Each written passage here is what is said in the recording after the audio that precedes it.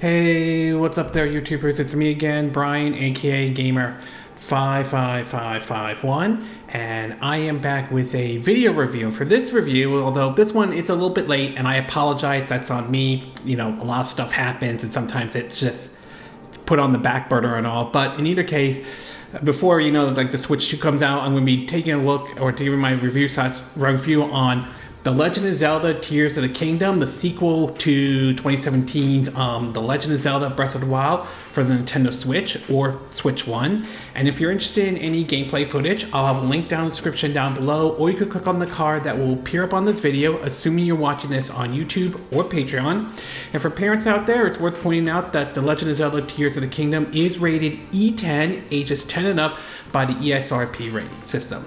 In 2017, around the same time the Switch 1 or Nintendo Switch was launched, they released Legend of Zelda Breath of the Wild as a launch title for that game. Originally, that game was designed for the Wii U, and it would later be one of the last Wii U games out there.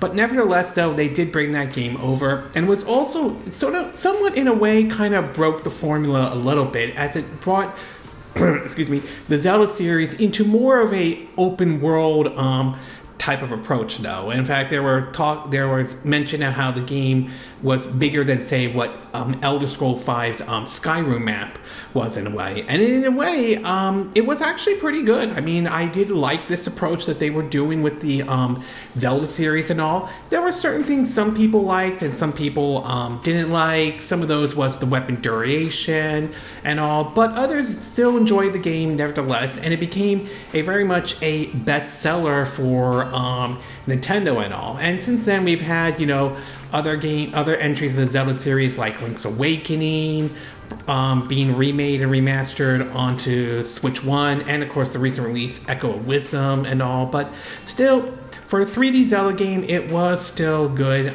nevertheless. Then came E3, or what was once E3, 2019. This was when Doug Bowser made his first time appearance since he took over after Reggie Fils-Aimé stepped down from Nintendo of America. And E3 2019 was, I think, one of Nintendo's better E3, and they showed off several games.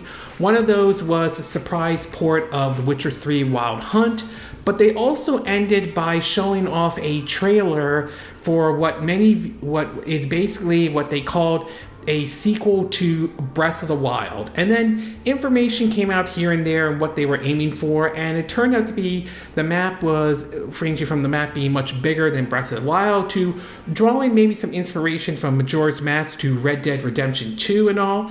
And then eventually we got the name called The Legend of Zelda Tears of the Kingdom. And as a way, it came off as sort of like to some extent, a final send-off for the Switch 1 to a degree. When that game, I believe, came out, I think it was either 2023 or 2024. I think it was 2023. I apologize if I don't get the date right and everything like that.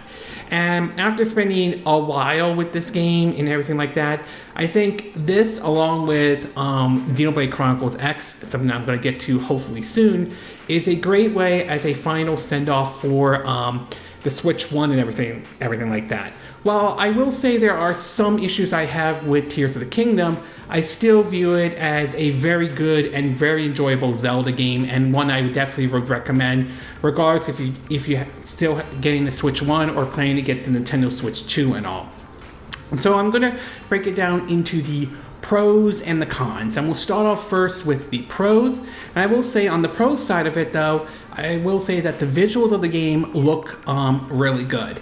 Now, I know there are some who are mixed on the idea of, the Zelda series taking like somewhat of a cel-shaded route, like we saw with Wind Waker. There are some who agree or disagree with that approach. Others make the claim that they'll never play Wind Waker because of the cel-shaded look.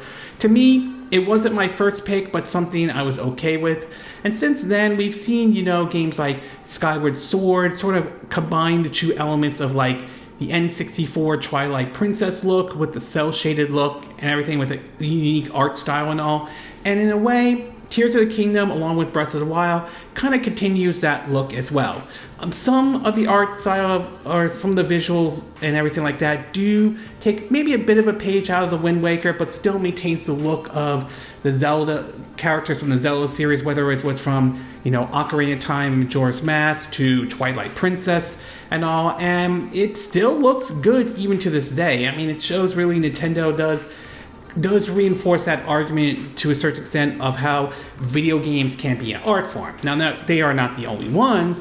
One really good example is Capcom's cult hit or classic Okami, which is a good example. But in either case, though, it still reinforces that argument nevertheless, and I still think the art style still looks good in both, not only Breath of the Wild, but in Tears of the Kingdom as well.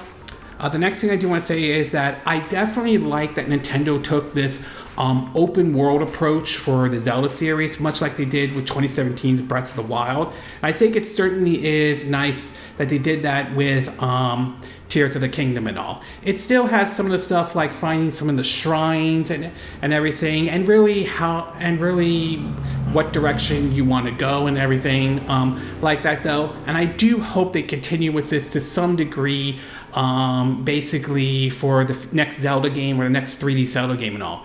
Even if it's not a sequel to Tears of the Kingdom or Breath of the Wild, I still would like to see that open world approach continue, because I definitely like that in the 3D Zelda games and everything like that. The next thing I do want to talk about is the weapon duration. Now, one criticism that some folks had with Breath of the Wild was the idea that your weapon sort of breaks after you use it like too many times and everything like that. Now, for some people, it wasn't a big deal, but for others, on the other hand, they weren't exactly thrilled with this, and some questioned, the weapon duration in Breath of the Wild and all. Tears of the Kingdom, in a way, kind of addresses that problem with one of the features that they do is the fuse item.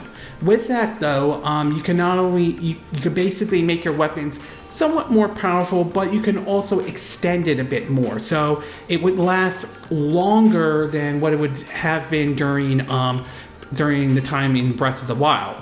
For a lot of people, this is a good thing indeed, because it will make things a little bit easier and maybe not add as much stress as it did maybe during Breath of the Wild, depending on how well you did with the game though. And of course there are things you can also fuse as well. Some things like weapons, sometimes you could fuse things to a shield and add more durability to that. And then there are times where you fuse stuff together to do like a puzzle and everything like that. But in either case though, I do think with the fuse feature, it does improve the weapon durability in the game. And last but not least, I will say in terms of approaching certain situations, the game definitely gives you a lot of opportunities to approach certain things, ranging from certain puzzles to certain like battle situations, such as either you can avoid fighting that monster, or you could maybe, make something to try to combat the monsters. Indeed though, the game definitely gives you a lot of way to approach stuff. Sometimes it kind of borders close to, say, Minecraft to a certain degree, and there are those who've made some very interesting items or machines in Tears of the Kingdom. Now, I will admit I'm not that kind of a person. I never really gone into Minecraft or something like that. I can understand the appeal. It's just something that doesn't interest me. But I can understand how this can appeal to other folks out there, though. And so the game really gives you a lot of ways to, ranging from approaching certain battles to getting to certain areas, to be exact, since you could really go anywhere as long as you keep an eye on your stamina meter and upgrade your stamina meter as well. So I do like how, just like with Breath of the Wild, I do like how with Tears of the Kingdom, it will allow you to approach certain situations here and there and all. Okay, we're going to take a quick break, and when we get back, we'll get to part 2, which is the con. So we'll take a little break, and we will be right back.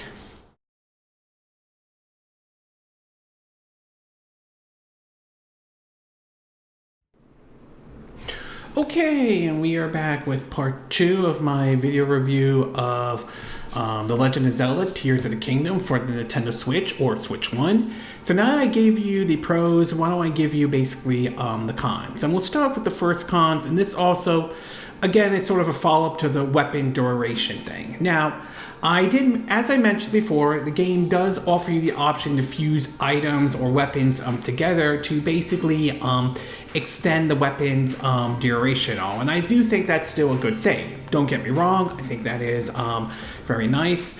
But at the same time, it does also bring back some of the problems that some folks may have with Tears of the Kingdom, is that eventually your weapon does break and everything like that. And that, again, can be an issue for some folks out there. Again, like I said before, for those who play Breath of the Wild, that may not be an issue for everybody out there, but I can understand why it may not sit very well for everyone out there indeed. So yes, the weapon duration is an improvement, but I can understand why some people can still be annoyed with it nevertheless.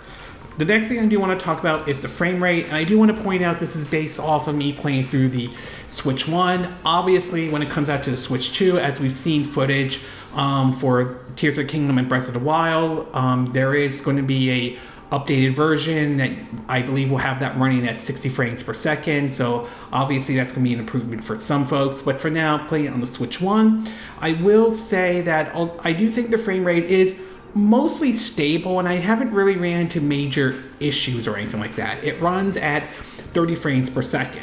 That said, I will say it's far from perfect at running at 30 frames per second, as there are issues sometimes, depending on the situation where you are, where the frame rate can dip or have issues and dip a bit now here and there. Now, based on my time with the game so far, I haven't really experienced any major issues like that, but I've had spotted some situations here and there where the frame rate pretty much has dipped before and all. Now, as I mentioned before, that probably is going to be different when the updated version for the Switch 2 comes out, whether you decide to buy the physical updated version or the so-called $10 upgrade that Nintendo will be offering for Breath of the Wild and Tears of the Kingdom. Odds are that's probably going to be different when have that game running at 60 frames per second. But for those who are playing it on the Switch 1 at this time, though, I will say, yes, it is stable, but there are issues every time and then where the frame rate can dip here and there. And last but not least, I will say that as much as I enjoy Tears of the Kingdom, and I still do, and I also enjoy Breath of the Wild, I can understand this game may not appeal to those who didn't enjoy Breath of the Wild or didn't like the approach that they took with that game, to be exact. Personally, I enjoyed Breath of the Wild. I enjoyed Tears of the Kingdom. I didn't have any real issues with it, but I can understand there are those who prefer the more traditional approach that we've seen with, past Zelda games, which I'm not against at all in any way, in anything like that. I just am more open to the idea of the open world approach they have taken with Breath of the Wild and Tears of the Kingdom. But I am willing to acknowledge this may not appeal to those folks who didn't like neither of those games at all, or indeed in any way. Overall, I would say Tears of the Kingdom, at least from my perspective, is a must-own and a good final send-off for the Switch 1 and everything, though. At its best, though, I think the visuals of the game look really good. I like the open world approach that it took with this game, though. I do like some of the features, like the fuse option that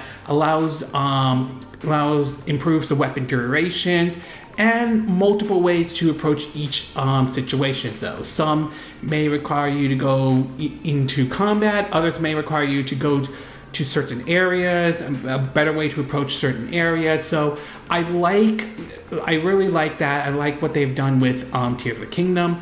But at its worst, though, I will say weapon duration, despite its improvement, might be an issue for some folks out there.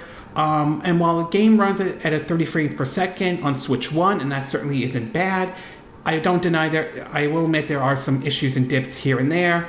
And I understand, given that Tears of the Kingdom does follow some close to the Breath of the Wild approach, but that might not appeal to everybody out there, though. But in either case, though, I definitely enjoyed this game. Nevertheless, it is definitely, in my view, a recommendation whether you have the Switch 1 or you're thinking about getting it for the Switch 2, whether you want to get the upgrade or not, though. And I am definitely opening for Nintendo to continue this open world approach for future Zelda games. Even if they don't follow the Breath of the Wild or Tears of the Kingdom formula, I still would like to see them continue that open world approach, though. Yes, there are some things I would like to see them bring back, like, say, the Piece of Heart, rather than just getting one heart container and everything like that though, but I definitely don't mind this approach. Although I'm not against them doing, the traditional Zelda approach, whether it's the top-down 2D approach or a 3D approach indeed, though. But I do hope they do keep the door open for a continuation of the open world type of approach for future Zelda games, though. And I'm very curious to see how a brand new Zelda game is going to look like on the Switch 2 and all. I mean, don't get me wrong. I thought Tears of the Kingdom Breath of the Wild looked impressive on the Switch 1, and hats off to the Nintendo development team, but I'm really looking forward to see what they can do with the Switch 2 and everything like that. Okay, this concludes my review of the Legend of Zelda Tears of the Kingdom for the Nintendo Switch or Switch 1. And again, these are my opinion. What are yours? What are your thoughts about Tears of the Kingdom, though? Do you think Tears of the Kingdom is an improvement over Breath of the Wild? Do you think Breath of the Wild did a better job? Do you like the idea of some of the features like the fuse feature that improves, the weapon duration and everything like that? Are you okay with the game running at 30 frames per second on the Switch 1? Do you plan to play Tears of the Kingdom or Breath of the Wild on Switch 2? And if so, are you planning to play you planning to get the upgrade, whether it's buy the new physical Switch 2 card or pay for the $10 upgrade in any way? Do you agree with what I said in this video? Do you disagree? Do you have a difference of opinion? As always, sound off in the comment section below. Let me know what you think. And if you do like this video, I hope you hit the like button. I would appreciate it. And I hope you do subscribe to my YouTube channel. If you do, make sure you hit the bell icon for notifications of any new videos I put up. Also, feel free to share this video if you want to, and feel free to donate to my channel if you'd like. You could do it through PayPal Me, Patreon, or Steam Labs. Links will be in the description of this video so you can watch this on YouTube. And I will see you again next time when I do another video. Hopefully that'll be soon. Until then, from Southern California, I wish you all a good day then. Bye!